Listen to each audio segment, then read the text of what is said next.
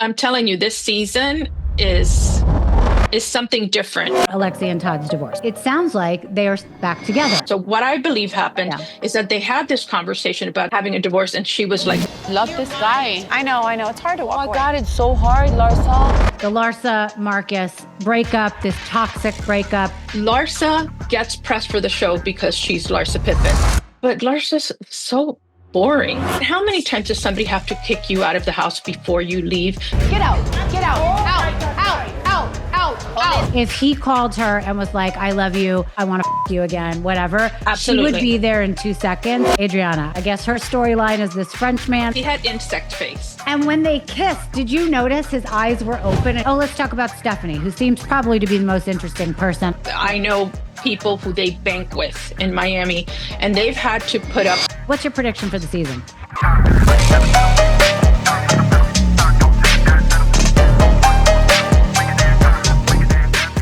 Welcome back to Misunderstood. I'm your host, Rachel Yucatel. Well, it is finally here. Bravo has debuted episode 1, season 7 of Real Housewives of Miami.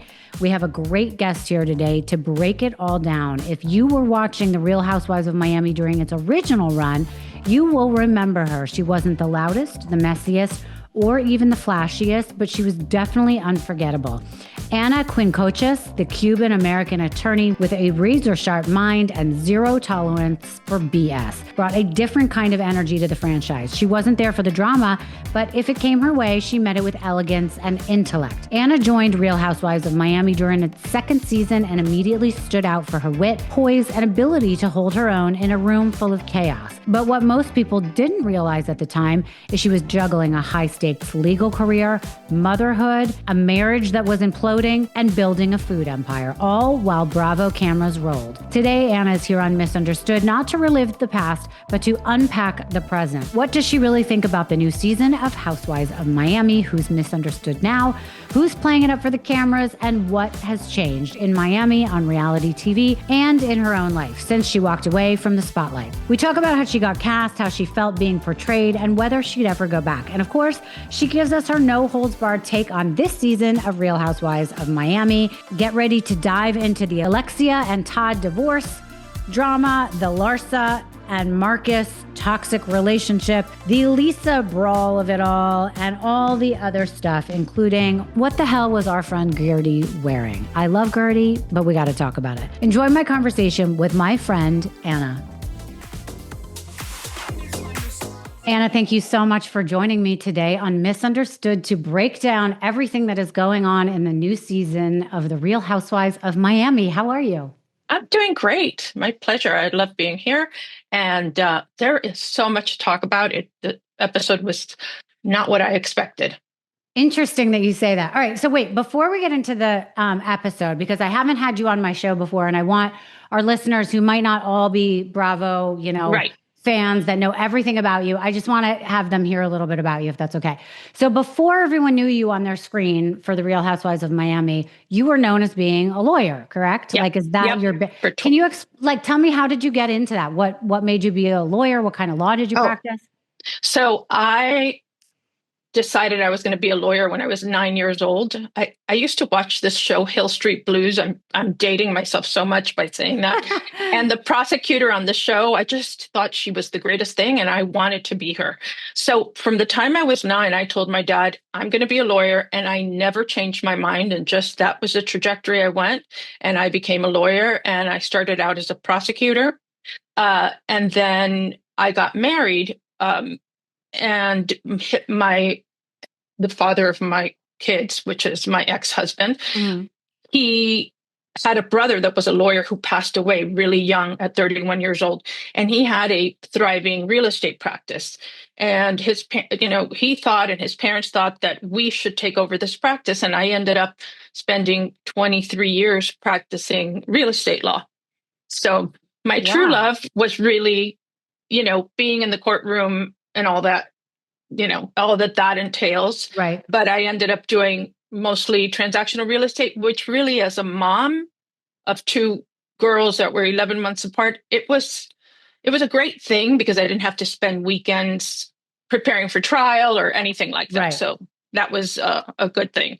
And then just around the time, because we did real estate, just around the time that the real estate bubble burst, so did my marriage, Oh, because that's all we did. We were believers and put all your eggs in that one basket and watch that basket.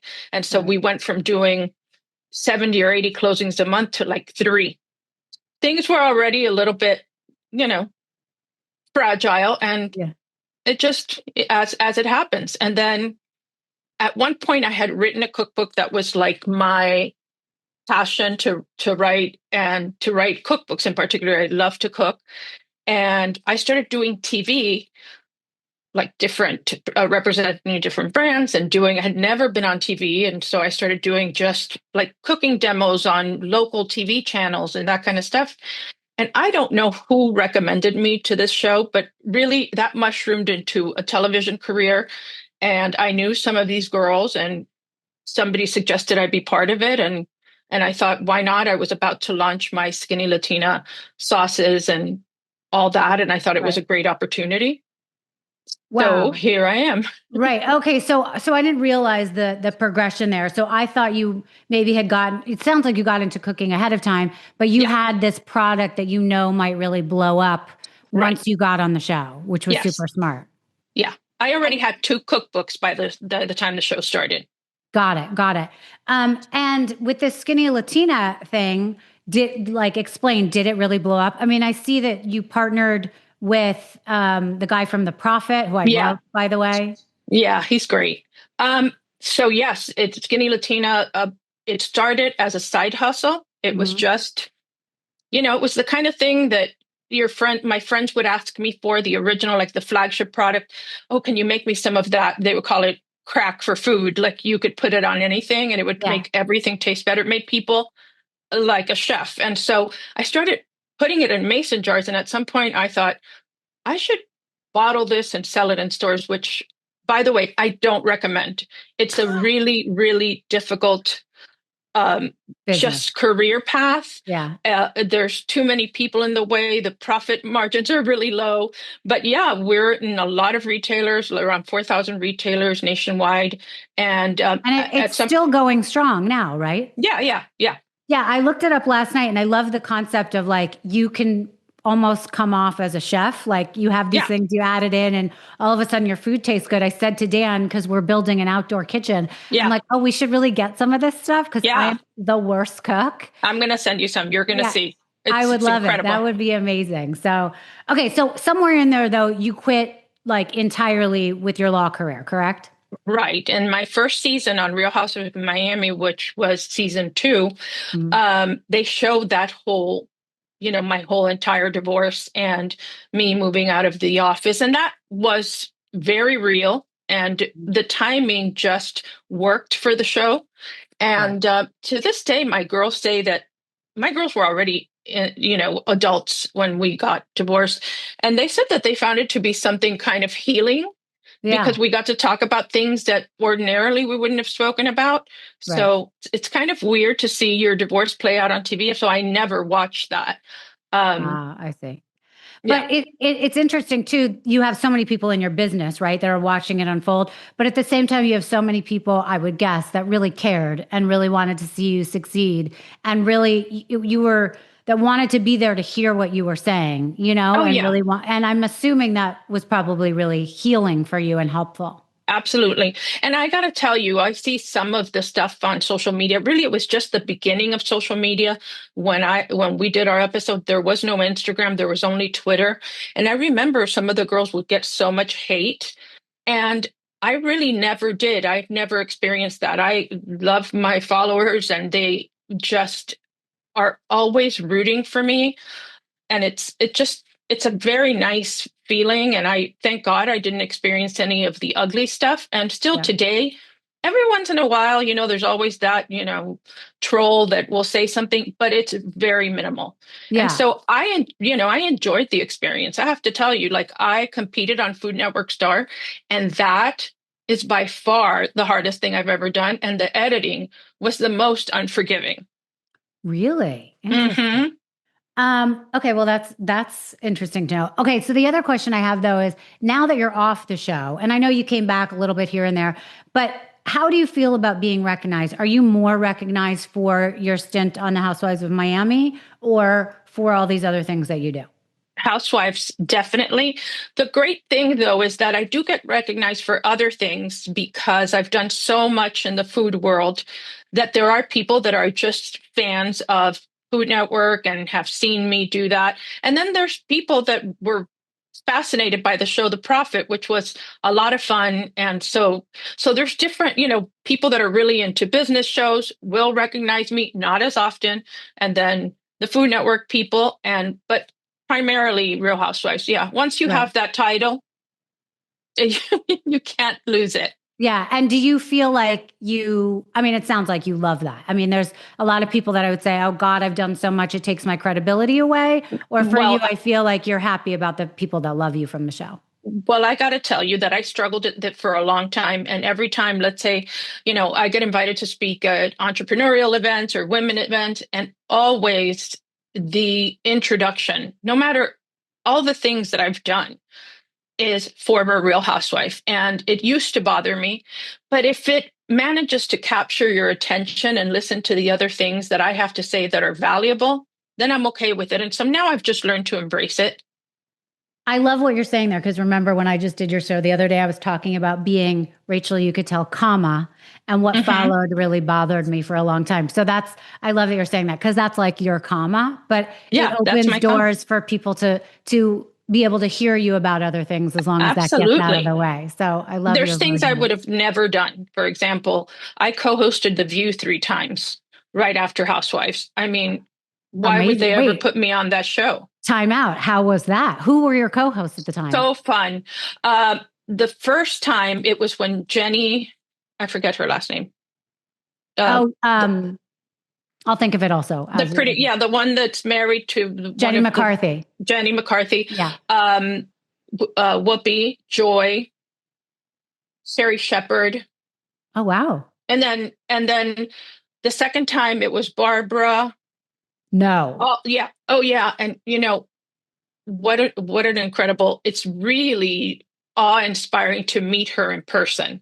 Mm-hmm. It really is. But it was also really sad because it was towards the end of her run on that show. And she was she opened the doors in journalism to so many women, and she was starting to have some dementia. Oh, and really? I found some of the girls, and not the producer, because Bill Getty loved her and he'd been with her forever, but not being very patient with her. And my dad had Alzheimer's, died of Alzheimer's. And so that really, really bothered me. She asked him questions a lot, but it was great. And then the last time, I think it was, again, Whoopi and Joy and Barbara again. Yeah. And to co-host something like that, do they let you speak? I mean, that's a lot of personalities right there. Absolutely. Here's the thing and the trick if you ever do that show, especially like the Latin women that are on TV, like on Telemundo and Univision and that kind of stuff, they're mostly teleprompter readers. And that's a show where you have to think on your feet. Right. And then you also have to get in there. But at the same time, you're like Johnny come lately, so you can't be disrespectful. So it's a choreographed dance. It has to be like a well choreographed dance. And I got lucky. They were interested. They were very nice. I had a lot of fun on that show. I was considered at one point when Rosie O'Donnell had started. And they lost. Who did they lose? I think they lost. I forgot who they lost. And they were looking for a Latina. And I was among, 5 to 6 people that went and did the chemistry test and everything. Oh, no way. But what happened was that's when Bethany had a, a talk show. And not Whoopi, but it was Rosie O'Donnell who wanted nothing to do with her. So she put a clause in her contract that she would not share the table with any reality star. Oh. And so that left me out. And, but yeah, I was this close. Oh, you were that close. I think they ended up going with, if I'm not mistaken, Rosie. Rosie. And then after that, another, they have like the woman who used to be on CNN now. I forget her name. I think it's Anna too. Oh, Ana Navarro. Yeah, yeah. but that's recent. But back then okay. it was Rosie Perez Got it. who lasted very little because, I don't you even know, remember her doing it. yeah, they wanted the token. I would have been the token happily. Right. Oh my gosh. And by the way, I bet you the viewership would have gone up for sure because that's how much power Bravo stars have in there. Yeah, You know what I mean? absolutely. Maybe that Yeah. would have been too intimidating for them. You know, who knows? Yeah. All right. Let's talk about Real Housewives of Miami for a second. Having been in it yourself, though, and now you kind of are able to watch back and then watch the new seasons. Is there something that you look for when you watch the new seasons? Is there something that stands out to you? I think I watch that show differently from the other franchises because our podcast really deals with all that. I have to watch a lot of it. And I always find Miami, first of all, when you know the people, it's different. And Right. when you have known certain people, like I've known Alexia since we were 16 years old, and I know how she is, and I know her reactions, and I know her, and I know what she's thinking. Like, first, she's a little bit predictable, but besides that, I know, Yeah. and like Marisol too. I can almost predict what's going to come out of their mouth next. And so I find that kind of funny. But I'm telling you, this season is something different because what I thought was going on with, and I don't know if you want to talk about that already, but the whole divorce debacle. Yeah, we can get right into it. With Alexia and yeah. Yeah, well, before we get into each storyline, I'm just curious. Now that we've watched the season opener, the premiere has happened. What was your initial thought from watching the first episode? Did you love it? Were you like, wait a minute, you're saying it's different? So what did you think in a whole? Well, the one thing that's the same is that I don't like the way women in Miami are portrayed. I definitely don't like the way Latinas are portrayed because we're not all like that. We don't all call each other bro. We don't all, it isn't like that. Some of us are educated. Some of us don't say supposedly or irregardless, all those things. So I don't love that. And I feel that in particular, Miami, I don't know, I assume, the production company has something to do with it, but they just want like, they don't give us little morsels and then get to the main course. They're serving up the main course from the first second. And, I lose my appetite. And I think that that's why it never gets the ratings that other shows do. Maybe this season it will. I do think the new girl that's coming, which I was very disappointed she was not in the first episode, but I understand that she makes a huge, entrance in episode 2. I just I just wish that they had diversified the cast a little more. It just seems like it's 6 of one, half a dozen of the other. Right. There's nobody that interesting there. I thought Nicole was very interesting. I like because she had the real lifestyle. There's a lot of big hat, no cattle there. A lot. Yeah. And big hat, that's not what we're looking for. We're looking for people that are living this life that we don't live, or, the most people who watch. And also we want aspirational. Totally. And I don't see aspirational there anywhere. Okay. So as an outsider listen, I know some of them, but not obviously like you do from childhood and you were on it. So basically as an outsider, I didn't love last night's episode. And I'll tell you why. First of all, they harped on basically 2 storylines for most of the part, which by the way, those storylines, first of all, the divorce, I guess we can get into that a lot, but like we've been leading up to that in the press for a very long time. We've heard a lot of the details. It's blah, blah, stale. blah. Yeah. And then the whole Marcus, Larsa thing, and then the Lisa thing now. Okay. The whole thing just seemed like that went on for 45 minutes of the full hour. And I definitely wanted more. I wanted to see the new girl. Is her name Stephanie? Stephanie Shojai. Yeah. Yeah. So I wanted to have her introduced to it. By the way, it's interesting. You mentioned Marisol's name. I have all the girls' names written down in front of me. I forgot her name because she's kind of starting to blend to the side now. For some reason in my mind, as a viewer, she didn't have much going on. And even though she was in a lot of scenes, There was no storyline, but like I was able No. to write down everyone's storyline besides hers. So Her storyline is being, just riding Alexia's coattails. That's what she does. That's her right. whole story. Okay, well, that doesn't seem like a great storyline. But No. anyways, all right. So we do a whole lot of talking about Alexia and Todd's divorce. So to bring people up to speed that might not know, they are officially divorced now, correct? Yes. Yep. But it sounds like they are back together. Yes. Okay. Tell us what I know you've gone down a rabbit hole since you've heard all this. Let's hear your thoughts on it. When this first came out in the news, I, famously said that I thought that it was for a storyline, and people just attacked me, and they felt bad for her, and now, we have people like Brian Moylan from Vulture saying it's not a real divorce. So it's so funny you say he that. never says. Yeah. It's okay. something he never says. Yeah. So that's interesting. So again, as an outsider, I thought from watching it now, and now it's kind of wrapped up, so we know exactly what happened until here we are now.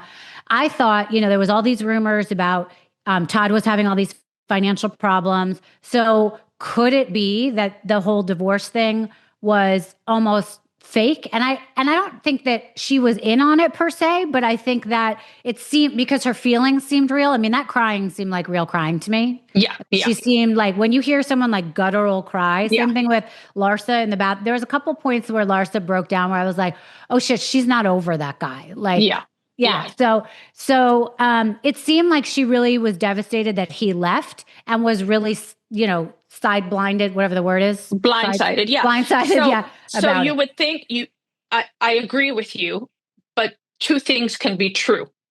I do believe not that she was in on it per se, but that she was aware that this was coming. Now, the reason that it was coming, there are so many theories that I have from going down this rabbit hole. He could really have had, financial issues and wanted to protect her and protect whatever assets she may have from anything that might happen. That's one theory. I don't really think it's that one. Then I think that he did not want to be on the show. He had said clearly that he would not appear on the show ever again. He was very embarrassed by the 9-minute apology from that, I guess it was last season or the season before, that he made to Anthony Lopez, Nicole's husband. Yeah. I don't think that Todd is a bad guy. I think he comes from a good place. And so that was very embarrassing to him, and he just didn't want anything to do with it. There is no way in this world that Alexia would leave that show. It defines who she is. Without it, she really has nothing else. These are not women that have parlayed this opportunity into something else. This is who they are. In the 10 years that the show was off the air, they were waiting by the phone. And that I know as a fact. While everybody else was living their life, creating something, building something, they were just doing that. And I think that he wanted nothing to do with it, and she wouldn't leave. But here's the thing, and I don't know if you caught that. The thing that to me really made my ears stand up was when she was on a phone call with Teresa Giudice in the car. Mm-hmm. And Todd said that I would be happy with this. Right. I did hear. So, right. To me, that tells me that you'll be happy because you don't have to worry about the fact that I won't be on the show. Because for me, the reason that I was downgraded to a friend and eventually, I was downgraded to a friend and that's it. I was never fired or anything because there was no show for a long time. And I was never asked back because probably would not have been asked back anyway. But I also was very public about that I would never go back. So either way, the reason at the time was because I was engaged to somebody that is a former U.S. attorney, and he could never appear on the show. So I had no storyline. I had a divorce, and then what happens with Anna? What am I going to do? Date on the show when I'm actually engaged to somebody else? So it didn't have anywhere to go. So maybe you'll be happy as you can continue with your show. Now you got your storyline, because I'm sure she told him, without you appearing on the show, I have no storyline. They want to see my whole family. So that's one thing. The other thing is that it's possible that by remaining married, she would lose, the government assistance she gets for her son, Frankie, who's a special needs child. They do look into your, the whole family's income, and she may not qualify. Then I started looking up stuff on him, and I didn't find anything bad about him. When I first met him, and I've actually never met him in person, but when I was introduced to him on my television set, I started finding out what he did for a living. And he's a real estate developer, mostly commercial. And he had I went on that site called Glassdoor, where people talk about what it's like to work. And at the time, it wasn't very positive. And there was more than a few people that said that he paid some employees under the table. Yesterday, I went back to Glassdoor, and that's gone. And for the most part, I just don't think that he does anything illegal. I just don't think so. That's just my gut. But I did find that just recently, his first wife modified the terms of their divorce and child support. And so if you have the ability to modify a divorce settlement, it usually has to do with when the circumstances have changed, your ability to pay has increased, or their need has changed. Well, when you see Todd on the show, even though he's probably, renting, he rents the place or rents the Ferrari, it looks like he has a much more affluent lifestyle than when he was married to the ex-wife. So she took him to court, and this is recent, and he agreed to go back and get, I guess he paid child support not based on that worksheet that they create or whatever the court gives you. There's some kind of scale, right? Yeah. He didn't pay for it that way. So she wanted to go back, and I don't know if they applied it retroactively, but she did when she appealed twice, like in when the show first started, and then in 23, and it was just adjudicated less than a year ago. Okay. So I thought, when you say adjudicated, that means what for the layman? Adjudicate just means that the court ruled. So she was awarded. Yes. They ruled in her favor. And usually when a woman is doing this, it's because she thinks he's making more money than she's getting, and she wants more money. Whereas, just to be clear for people listening, there are men that could go to court and ask for a change because they're making less and they want to absolutely giving modification. Okay. Yeah. Modification goes both ways, and that has to do with the terms of your marital settlement agreement, whether you allow for future modifications. But don't you think, just as a sidebar, couldn't she have assumed that he as a household was now making so much more because he was now married to her? They were both on the show. Yeah. He was getting a salary, and then he was getting more deals because he was now a famous person on the show. So she might have assumed he was making more money when absolutely. He was. Yeah. And he didn't really fight it. When you read the documents, he acknowledged that, he agreed with everything she proposed, that he should, have paid, in the scale or whatever that's called for child support and all that. So he didn't really fight it. Oh, and she also asked for back attorney's fees, and he did pay that. So to clarify, it doesn't sound like he has too many financial problems, then. I don't think he has too many financial problems. No, I think he's a hard worker. And don't you think by now we would have found out, because everybody's been talking about this rumor for a while now? So it seems like we would have heard what the reality of that was by now. Yeah. And then on top of that, he has the two daughters that don't like Alexia. Last week, she came out saying that, the whole show is fake and everything that was portrayed is fake, and that she doesn't like how they portrayed her father because she was there and the scene wasn't like that, and that they're just friends and all this stuff. And so the girls don't like her. She does not have a good relationship with them. So, when he said, now you're going to be happy, it could be you don't have to deal with my ex-wife or my daughters anymore, or you can do your show and here I gave you your storyline. Yeah. Or it could be like you don't have to worry about Frankie's financial, situation anymore.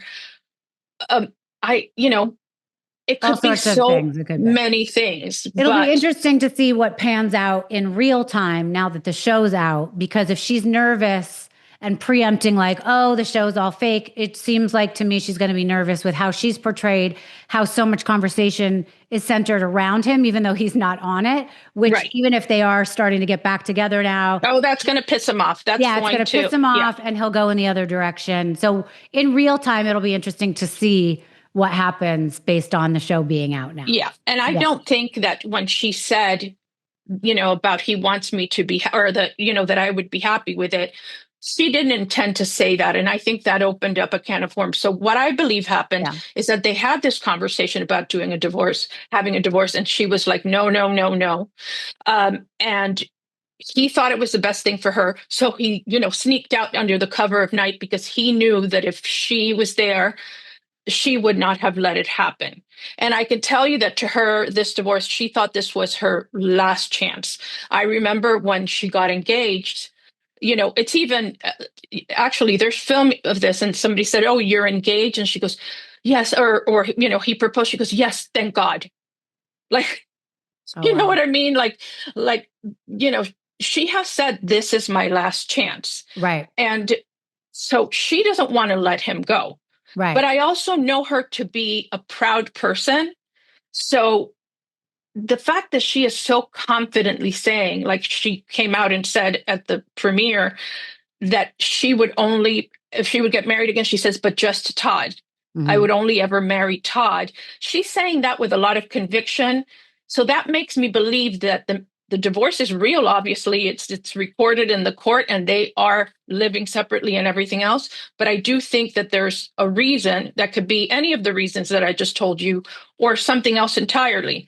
Right. But there's a lot of reasons why that could have happened. But I don't believe that he's doing anything wrong or there's any indictment coming down for him, because a lot of people have suggested that. And in fact, staying divorced would be better for that, because the wife privilege would prevent her.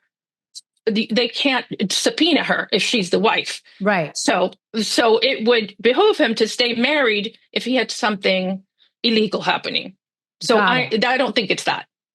I thought it was interesting too, in the scenes from last night, she was very clear that, she calls him all these names, at the beginning, but then she's very clear about saying only nice things about him. Oh, I'm not single. I'm a married woman, even though everyone's rolling their eyes and being like, what are you talking about? Yes. So she seems very loyal and has always seemed loyal to him, or at least wants him to think, or wants him to know that she's saying that, so everybody hears that for credibility's sake, whatever. Yeah, and she wears her ring, and he doesn't wear the ring.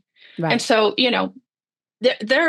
she would not be doing that if she knew for a fact that this was going to end. I think they're going to have a relationship. She talked about getting married again, but having a spiritual, there will not be a legal marriage again. Right. There will not, because, she also has 2 kids that one is problematic because he's basically a thug, and the other one is a special needs child. And, why should he take that on? Right. And so I think he likes her. I think he's attracted her. I think he likes the sex because, she made it a point to tell us that he told her she was the most beautiful woman and the best sex and all that. But that's Alexia for you. She needs to toot her own horn constantly. Right. Well, my prediction is that after the season is done with, he will probably distance himself because it'll be too much. And there are probably plenty of women who are going to slip into his DMs and say, well, I'll treat you better. Or you don't have to be on the cover of anything with me, but I'm just as hot and will make you feel just as good. So that's my prediction. But what do I know? Yeah, no, but I think you're right. She's also 7 years older than him. And that does make a difference over time. Yeah. When you hit 60, trust me, it's different. It is different. Yeah, no matter what you do.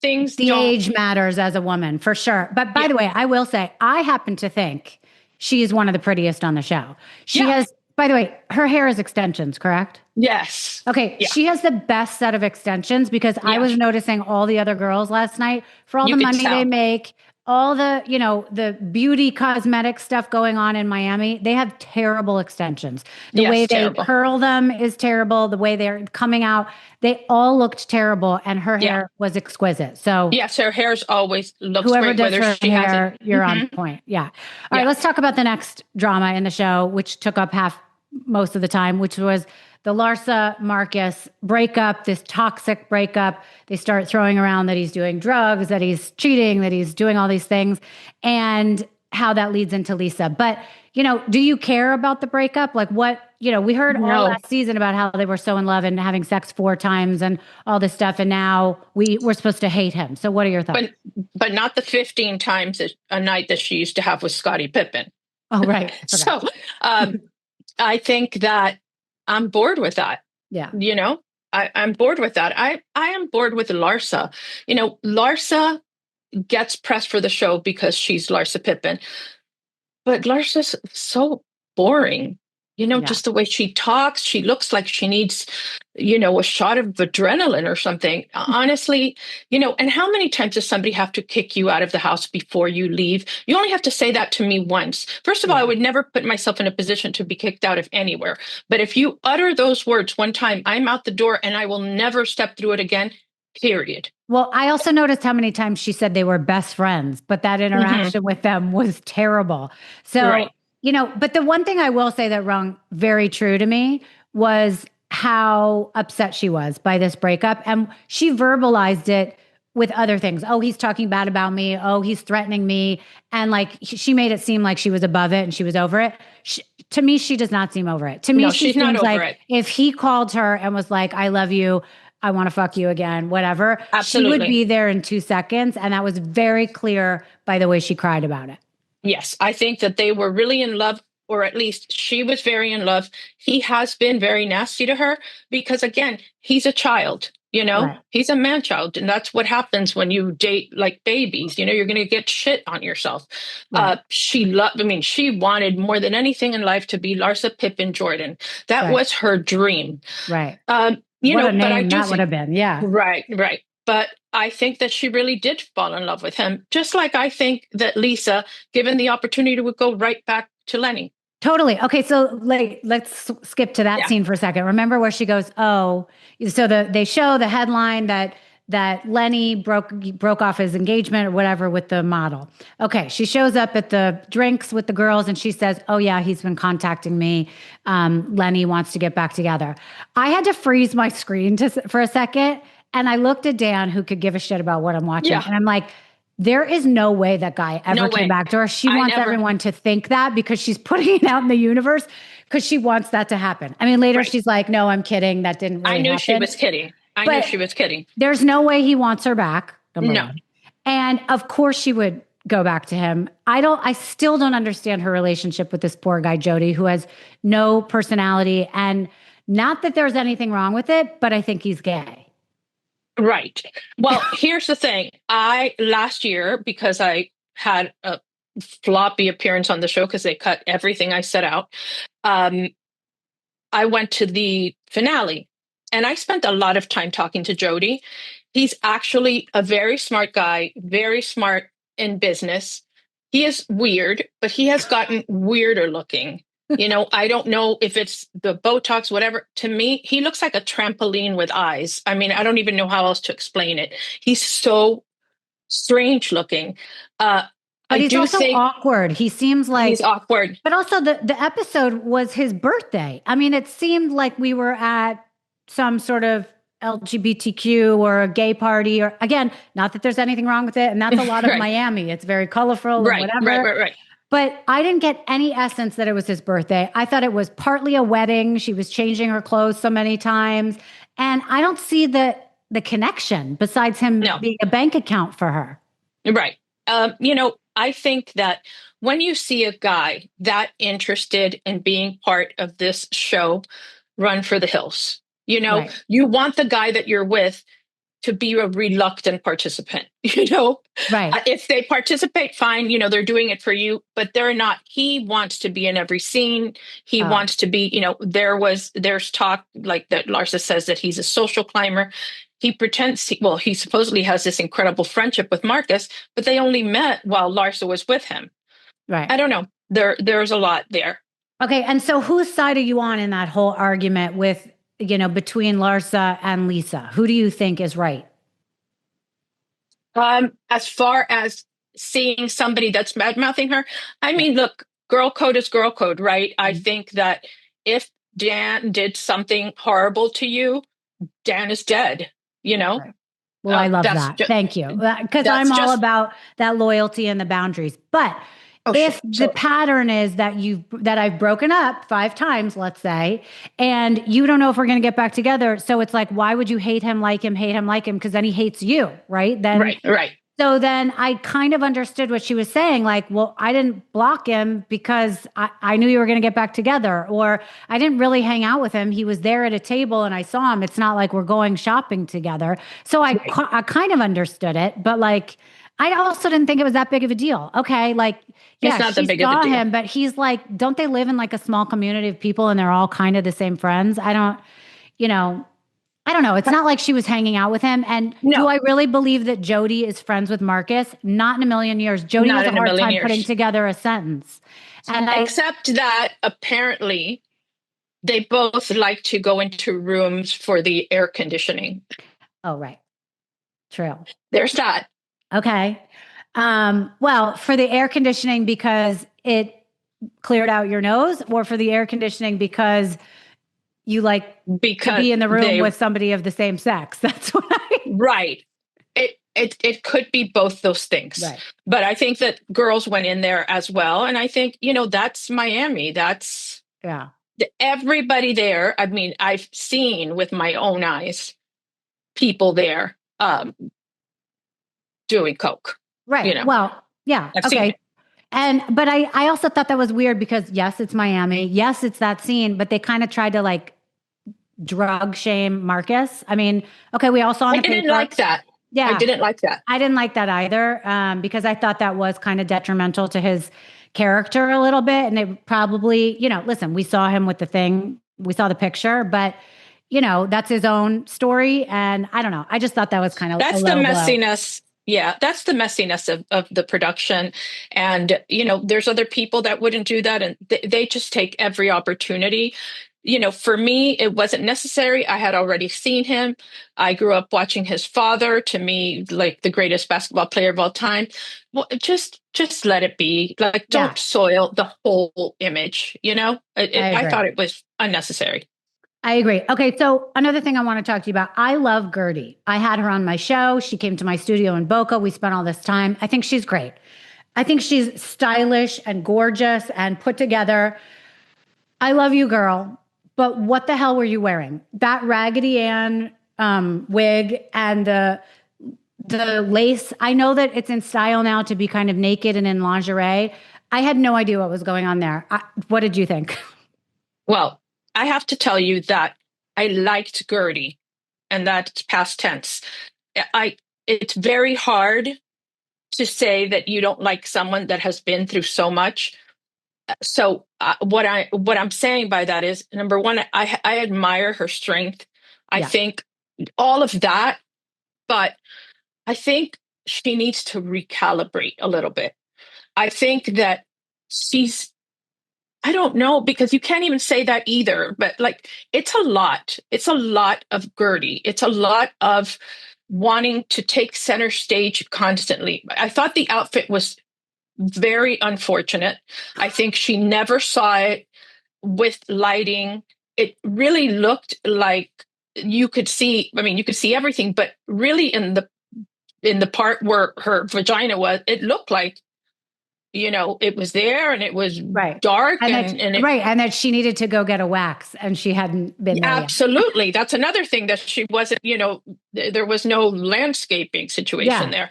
So I don't think she thought it through, but if you follow her on social media, and I don't know how long ago you had her, but she was a different Gertie then. And that is okay because that kind of journey changes you.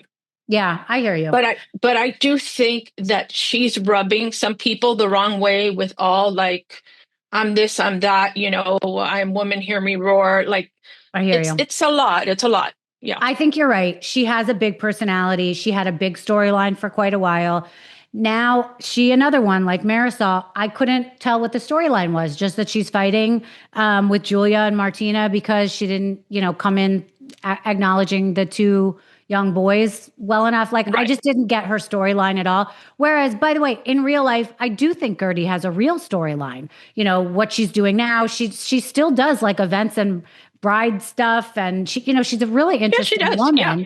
But is she kind of toned down the I am woman, hear me roar, and stopped with the ego maybe, and they focused on her real storyline. I don't know. Maybe that would have been family. Yeah. And her family and her kids who are so cute and handsome, and her husband who is amazing. Just wow. Yeah. I've spoken to him too. That is the most he's a man. Yeah. He is not, he speaks softly and carries a big stick. Yeah. And I love that. And he is very much what you were talking about. Somebody who is willing to be on the show because of her. He's reluctant. Does not need to be front and center, could care less, but just wants to be there to support her. And always comes off looking good because of that. Because of that, yeah. He doesn't have to be anything that he's really not. So he's very likable. Them. I wish them the best. I hope the season turns out interesting for her, but we didn't see that in the first one. Okay, Adrienne. Is that her name? Adriana. Yeah. Adriana. Okay, Adriana. I say it the American version. Sorry. What the hell? Like, again, I guess her storyline is this French man. All she did was French kiss him all night. First of all, everyone's like, oh, he's such a tall drink of water. I didn't think so. His eyes were cross-eyed. Oh my God. He looked like he had insect face. And when they kissed, did you notice his eyes were open and he was staring at her and his body language was pushing backwards? It was gross. And her lipstick was like all over. It was terrible. He looked like a hostage. And Adriana has a lot to prove. She doesn't have much of a story, because your storylines sometimes are created by the ancillary people, like I always say, like for Marisol, Elsa was the prop, To me, my kids were like a prop, and my ex-husband, who was really funny on the show and everybody loved him. We all have those things. We need them. By yourself, it's not enough. That's why Marisol doesn't have a storyline. She's married to this poor guy who also looks like a hostage. And he just sits there and he smiles. He's got like old lady face. Poor thing. I mean, I feel so bad for him. I don't even understand that connection. Like it was having him in the room. I had no idea who he was. And then underneath it says Marisol's husband. I was like, oh, how did that happen? Yeah. There have been rumors that he is gay. I don't know. I don't think so now. I thought it at the beginning. He seems just like quiet. A really good guy. Yeah, I think he seems like a really good guy. He's from a good family. He has 2 sons that he's raised right. And, I have nothing to say about it. But the reason that Marisol used to be a housewife and they've never made her a housewife again, despite the, consistent and really dramatic ass kissing that she does to the producers, because I remember even throughout the years that the show wasn't on and I was friends with her, it's like, if we would go to LA, it's like, let's go have dinner with Matt and whatever. And it's like, why? Right. She's that person, and she makes friends with all the housewives, and she's fascinated by this thing. Right. But other than being Alexia's friend, she's got nothing else. And to be honest, Alexia is much more likable when Marisol is not around, because Alexia hears everything through the Marisol filter. Right. And she is, when there have been episodes that she's not on, that whole I'm a star and just whole thing Alexia does is much more toned down, and she becomes a lot more likable.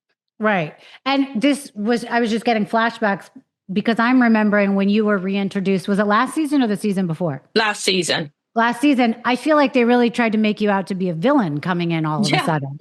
And I was just sort of like, wait, was she the villain? Like, I couldn't remember like how you had left. And it seemed like it was this big villain coming in, and it was a very awkward way for you to come back, I thought. Did you know you were going to be edited that way? No, because I was there for over 2 hours and spoke. I had a purpose for being there. Everybody thought that I was coming back to expose this dramatic truth about Alexia and Marisol, and I was not. It had nothing to do with her. They asked me to do a cameo. I thought it would be good for my business. I had one regret on that show and the reunion with Leah Black. And again, many years ago, this comment doesn't age well. And I called her son socially awkward. And I have always regretted that. Leah and I are great friends today. Years ago, I apologized to her. I apologized to RJ. I meant he was nerdy. I didn't mean that he was socially awkward the way it means today. But again, it was ugly. There's no excuse. I wanted to, in the same forum, talk about that. And honestly, it was more like Nicole invited me. Yeah. Which, by the way, I had to cover for her because they took it out on her, and it's like, no, Adriana brought her, and it's like, no, Adriana didn't bring me. And Adriana's what she wanted to do with me being there was not what I was going to do. I was not going to bring up Todd's finances. I don't know Todd's finances. Right. But to me, it was very interesting the way that I kind of cleared the room. Like, they were terrified to be in the same room with me. Yeah. And that is what it seemed like. So all the stuff that you didn't see that was discussed because they kind of forced my hand was then deemed too dark for Bravo. And it was all cut out. And so I was the shrinking violet. The person that never shuts up was there. Just, if you look closely, you can tell that I had been crying. And I had been crying because something came up about my daughter and everything else that was very, emotional for me.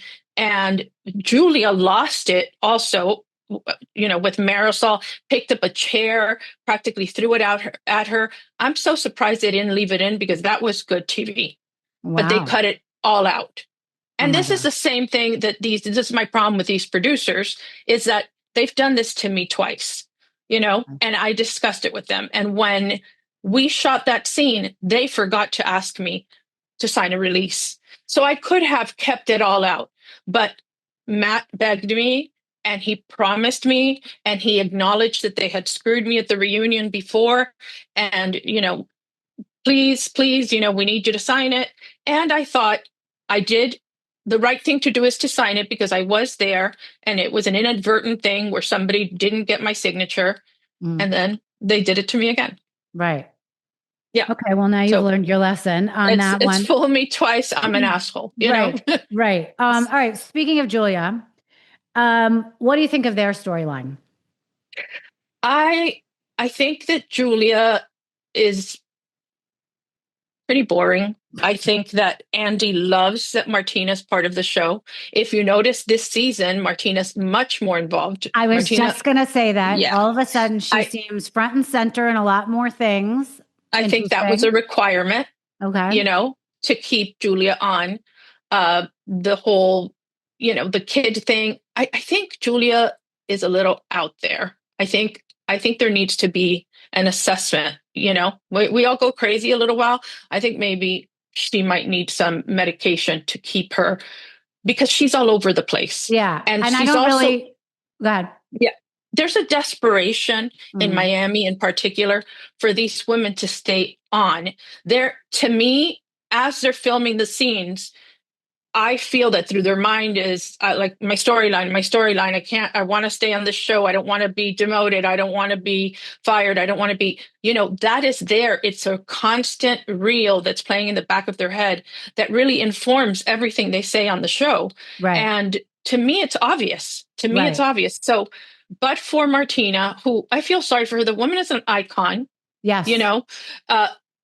And now she's in glitter. Yeah. And now she's in a glitter jacket in the middle of somebody's birthday party or whatever. And I mean, it's awkward. I think it's a little awkward. And giving opinions about petty arguments.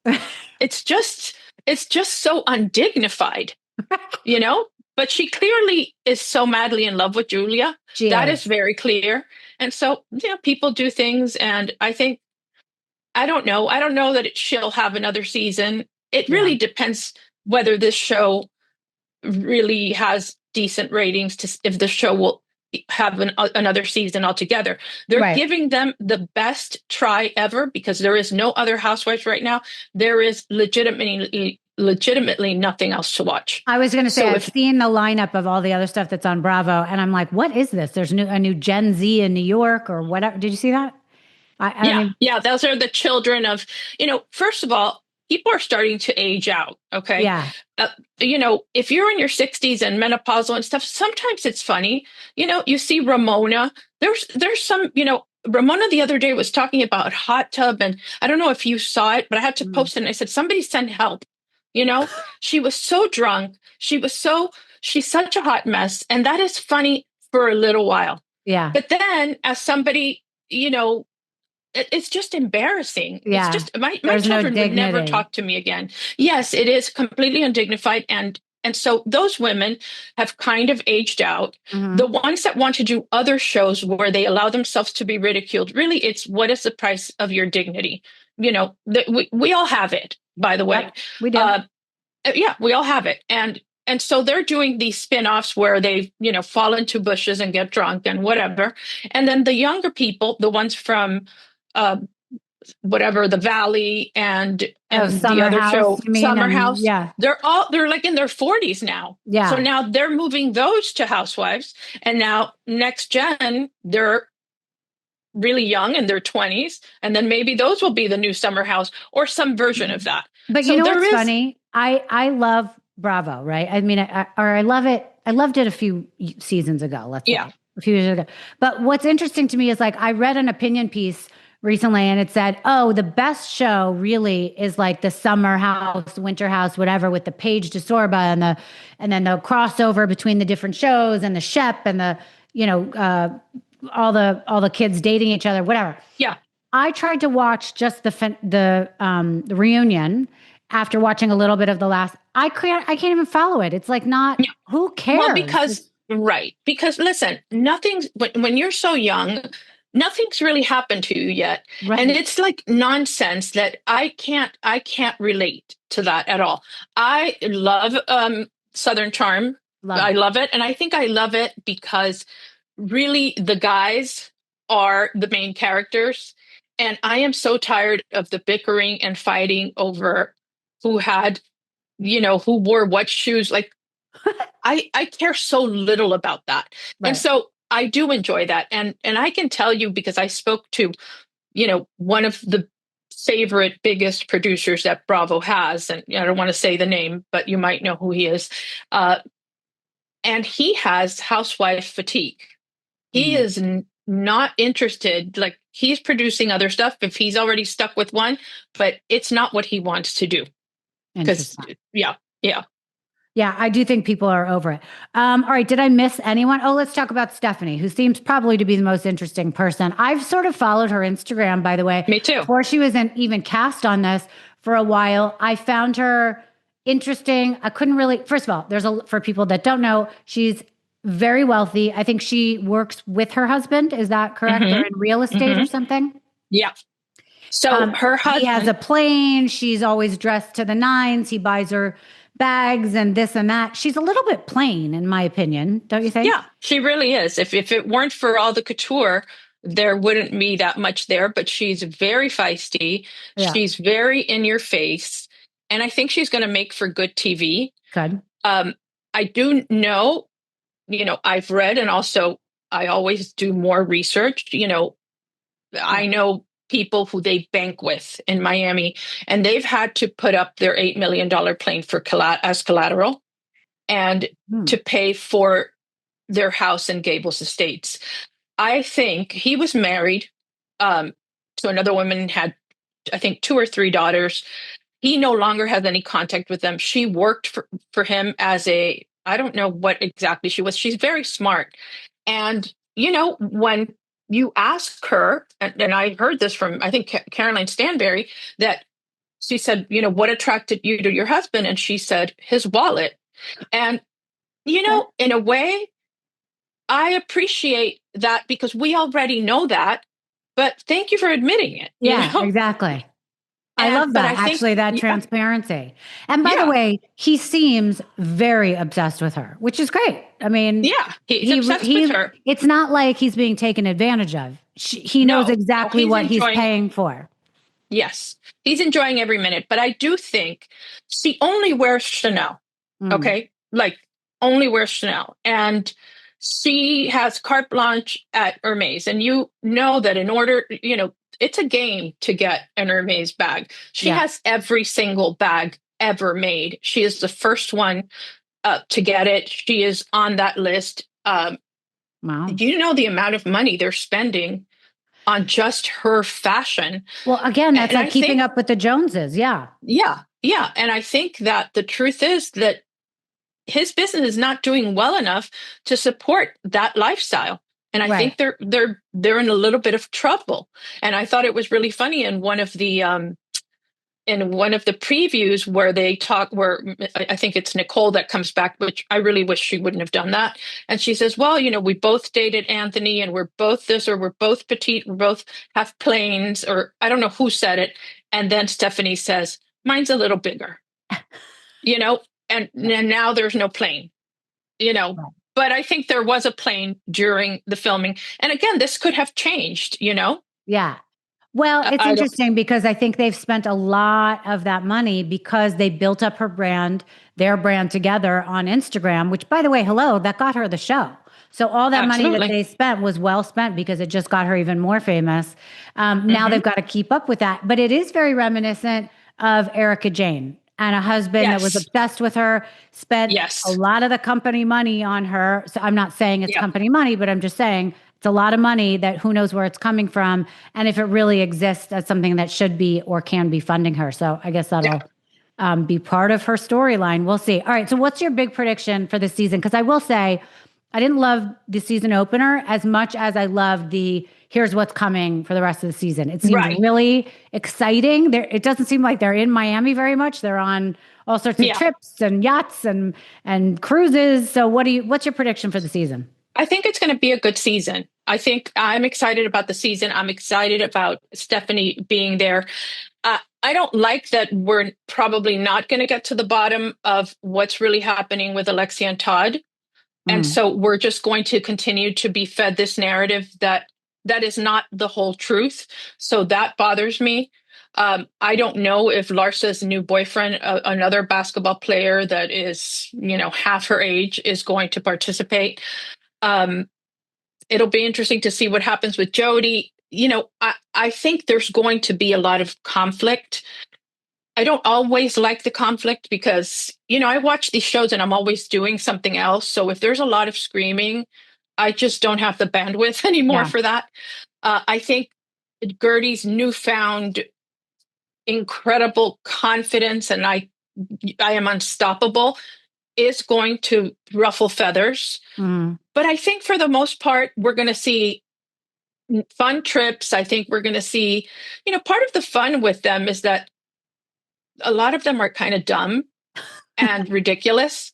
And so you laugh at them instead of with them. And it doesn't matter as long as you're entertained. Right. And, so and it's fun to watch because they are so flashy and they live these lives. I mean, it's funny that the scene where I guess it's Marisol and Alexia go meet each other for dinner or drinks or whatever it was. And you see them walking in and it's daytime.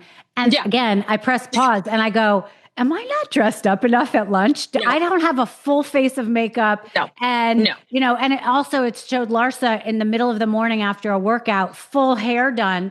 And I said to Dan, lashes I was like, Jesus, am I like living like this and everyone else is super dressed up? And he was like, no, I don't think so.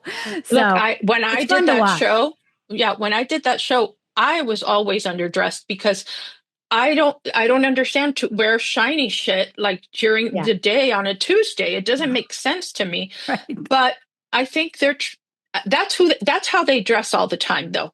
Right. But I can tell you, they are not at home in leggings or they don't go out the door without lashes and makeup and extensions. And but so if they had come on the boat with you, me and Kelly, Would they have Yeah. been in full like outfit, hair, Yes. makeup, hat, Heels. bags? Yeah. Wow. Yeah. Okay. For sure. 100%. Awesome. For sure. All right. Well, I really appreciate you being on the show. I adore you. I think you're great. My last question for you is, do you think you will ever do any reality TV going forward? Like a housewife show or another kind of show? Any show. Yeah, I am in, there are things happening, not imminent, but there are some concepts that have been presented to me that I really love. Oh, good. Okay. So you're not closed off. No, and it has something, a little bit to do with my legal background, which is something that I kind of miss. So that I would do. And I would also love to produce something. And I'm also kind of in the works of trying to cast something again, not something that I can discuss, but I would love to be behind the scenes on a housewife show because I understand them. I know I understand what they're thinking, what they speak, what they're feeling, what they want to prove. Right. And I think that becomes really instrumental to have a good show, to have somebody behind the scenes that has been through that. So that would be interesting to me. I would love to see you on, I think it's called Hot Takes or something, Hot Court, whatever it is, where Hot Bench. Hot Bench. There you go. I had one of those judges on who, by the way, barely has any legal background. She's like, oh, I know. Well, they're entertainment shows and the cases aren't real for the most part. But yeah, there's a lot of that. Byron Allen is the one that really produces all those shows. And I'm definitely kind of considering going in that direction. You would be great on that. That would be so fun. And you could use, your brain and things that you know well and you've been trained in, as opposed to just being pretty in front of the camera and arguing. All right. Well, thank you for joining us. I hope that you come on another time to talk about all things reality TV. And I appreciate you having me on your show. Tell people where they can find your podcast. So our podcast is called Reality Court, and it's anywhere you get your podcasts. And I have a really fun and funny co-host that was so happy when you told me, oh, Ace is so charming. And he goes, why do you lie? She didn't say anything about me. I had to screenshot it. It's so funny. He's so talented and really just so fun to work with. But I need to work on his self-esteem constantly. Right. Oh, that's funny. Well, I really enjoyed my time with him. I thought he was great. I thought you were both great. And no, I think we would all love to see you back on our screen soon. I think you're a wonderful person. And then lastly, where could people pick up some of your skinny, what is it? Skinny Latina. Skinny Latina. I was going to say skinny Whole Mexican. Foods, if you're in Florida, Publix, Whole Foods, Walmart, Albertsons in the West Coast, Jewel. Amazing. And your cookbooks. And of course, you can order it online. And the the latest cookbook on Amazon. All of them are on Amazon. Amazing. Anna, thank you. You're the best. Thank you so much.